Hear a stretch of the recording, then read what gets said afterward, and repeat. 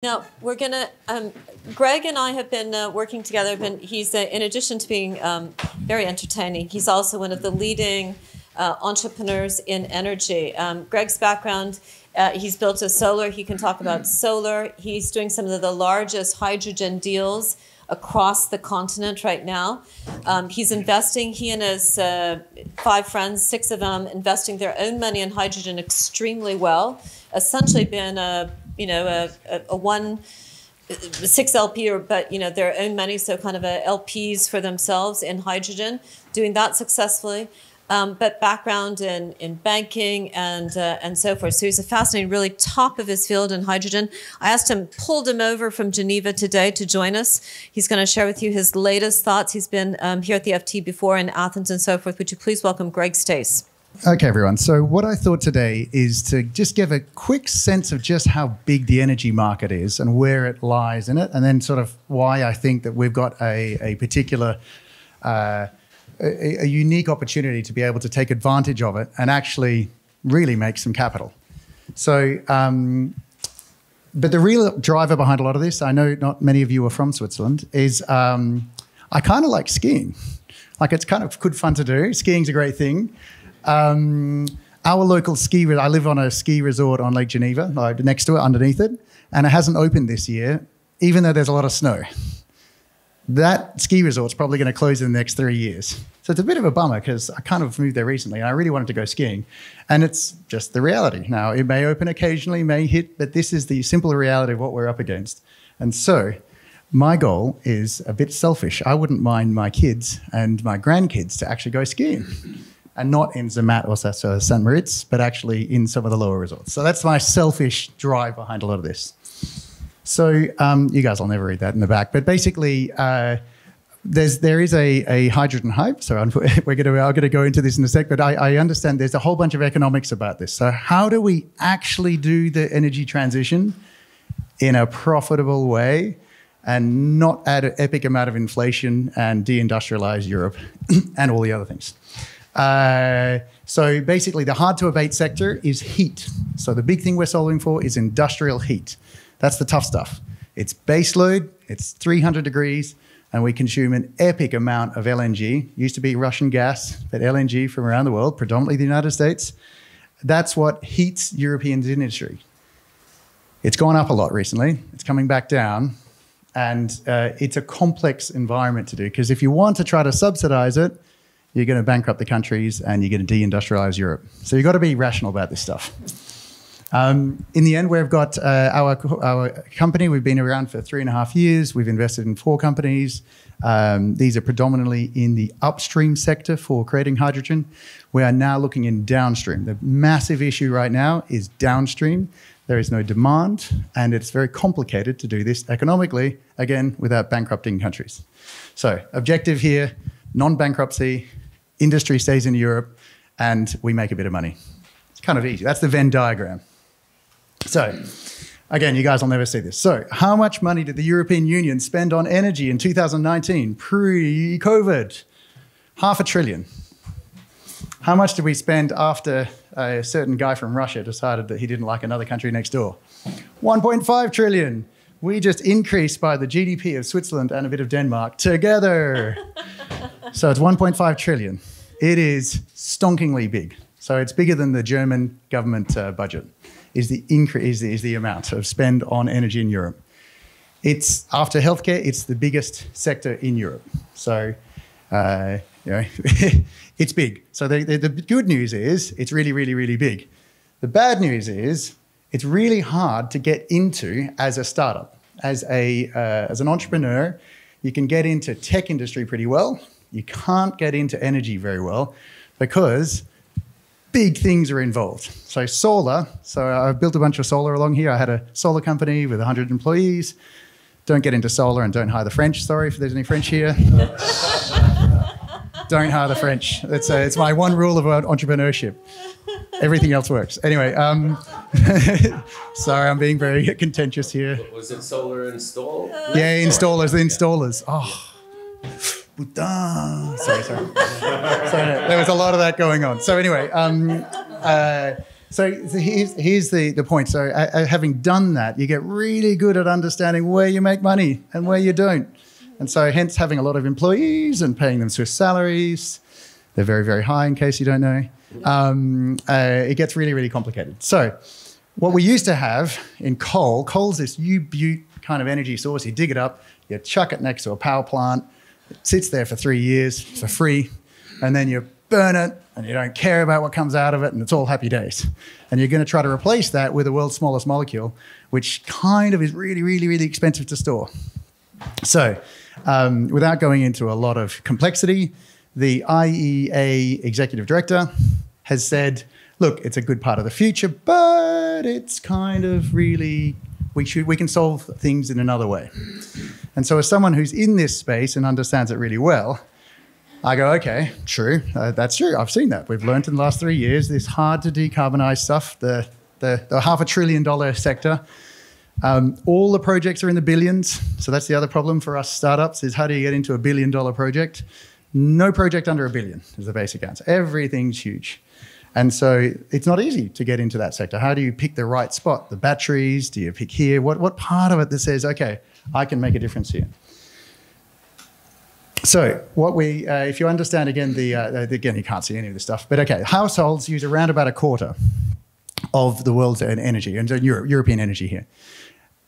You're going to solve most of that energy problem by heat pumps. So everyone should put solar on their roof. They should do savings in their house. So that's number one you do. And then you do heat pumps. So everyone goes and replaces all of their household system with a heat pump. Easy peasy, Japanesey. So that... And that industry is even less profitable. Oh, yeah, no one's making money. Yeah. Someone somewhere maybe makes money, but probably not. But heat pumps are tough. Now, what that does is it makes the European energy system, and North America, very winter peaking, meaning that you have to have huge amounts of power in the winter, and in summer, everything's done by solar panels and happy days and all that. So anyway, so that's a complexity. Then when we add, to give you a sense of dimensions, again, these are big stuff. There is the refinery that makes the petrol for here is in southern Germany. It consumes 150 terawatt hours of oil through an oil pipeline that comes up from Italy. And so that comes through to southern Germany, happy days. If you want to electrify that, so that creates heating oil, and it creates, if you want to electrify it, so it does bitumen for Switzerland and Germany, and it does heating oil, and it does diesel and fuel. That would need 6 nuclear power plants just to electrify that one refinery. Ooh. That's energy for you. That's how much one pipeline of 1 meter diameter is 6 nuclear power plants of energy. Big stuff. So this sector, pretty hard to do. But what it means is the big kids will come in and create a lot of electricity in winter. Very expensive. Right now, there's a lot of coal plants running in Europe to keep it going. Then in the transport sector, electric cars are going to win that. Batteries are going to be great. They win hands down. Same with electric trucks. Other forms of fuel, the jury's out. We've had the test. It doesn't work. I'm happy to have a discussion on that. Anyway, and in the industry, this is the area we're in. So it's the really big stuff. Ammonia is the way to heat. And the beauty is ammonia replicates the same kind of dynamics as fossil fuels. So we're doing that. They also have heat pumps and other things. So that's our space. We are in the high temperature heat sector. Again, way too small for you guys at the back. Effectively, what we did is we learnt. So in 2022, we went upstream. So we learnt how to make hydrogen, how to make ammonia, how to move it, how to store it, economics. It was kind of, it was interesting. We now know you cannot produce for under 250 euros a megawatt hour. That is the delivered price, or in hydrogen, 8.5 euros a kilogram. Or for you guys to understand, it's about the same price as what you pay for electricity at your home. That's the minimum cost it takes to produce hydrogen and get it in any useful form to anyone, anywhere. The midstream we did last year, so we now learn all about how to store it, how do you get pipes, how do you move it all. And so that's all very interesting. And so we've invested in a bunch of upstream tech, looking at some midstream tech, and now we are about downstream. And so downstream is all about how do you support the steel sector, the glass sector, the ceramics, the cement, and how do you get all of them to create demand to keep the jobs in Europe? California is not going to get the jobs. It'll unfortunately be Texas or Louisiana, the guys that don't really care about the environment. But and so they're the ones that will get a lot of European industry as they move away because it's far, far, far too expensive. So anyway, that's where we're going. We're looking to raise capital to try to push ahead very specific technology inside industrial processes that can then deindustrialize very large volumes of energy, huge volumes. Again, equivalent of like 10, 20, 30 nuclear power plants. And this will be much faster and much cheaper than the alternative. So why is it that steel, cement, glass, and heat, I mean, they're all easy. These are easy things. This is not something an entrepreneur can cover very easily. That's the catch. You can't go to ArcelorMittal and say, hey guys, I've got a really good solution for you. Aside from the fact that the entire steel industry is bankrupt. You can go to the cement guys and same thing. There's a lot of different ways you can do it. And so basically you can use ammonia as a heat source and as an industrial product to support all of these. And that is effectively the insight that took many years of learning and to say, okay, how are we going to do it? We cannot use hydrogen simply because the economics do not work. We cannot compete against the price of natural gas plus the price of CO2. That's the core understanding. And so basically, what are we after? Well, we're after investment, both either in the topco as a GP level or as a LP into a fund specifically around creating demand. We have a team of 4, core team, and then we have some advisors around us. So we are a team that's been working together for 10 years in the energy space, strong understanding of what it takes to make things economic and how to actually make money out of it as well. So far, we've had a collective uplift of around about 8x average, and we think we're going to be around about 13x. So we've been hitting out of the park of all of the investments so far, and we anticipate we'll be doing more soon. First ask is for around about 4 million euros. I'm saying round about because it's open, and that would be in the GP level. And that gets access to a very wide portfolio of up-and-coming interesting technologies in this space and continuing on the work that we're doing. And the second one would be a cornerstone LP in an energy transition fund where we're looking to, again, create the demand, to create these large markets and to go and solve not for 20,000 tons of CO2, but for a gigaton. This is the pathway to gigatons of saving. There's not many other pathways to do it. This is one of the only ways because we have to go for the high volume industries that consume the huge amounts of energy and solve them head on. And that is it. Questions? Amazing. Excellent. Yeah, we have 2 questions. We've got a second time. Very good. Very good. Do we got 2 questions for Greg? One specific one. Why ammonia and not metal hydrides? As a solution for the storage? Sure. Because metal hydrides don't work. So they get a couple of things. They get clumping inside them. So when the process of creating and dehydrogenization of a metal hydride, they get clumping. And so the economics don't work. I wish it did. Paul? Ammonia, obviously to use it as a fuel, yeah. It would need to be burnt or converted into a burnable fuel. No, you just directly burn ammonia. So could you use that in an ICE engine? Yes. Yeah. So there's ammonia. So Toyota's come up with an ICE engine for ammonia. I wouldn't recommend it for the general public. Got a few issues with it's not exactly the nicest gas.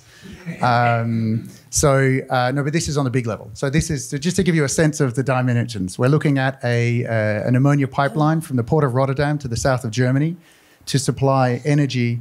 Again, 10 nuclear power plants worth of energy as heat and power to power the German industry in the south.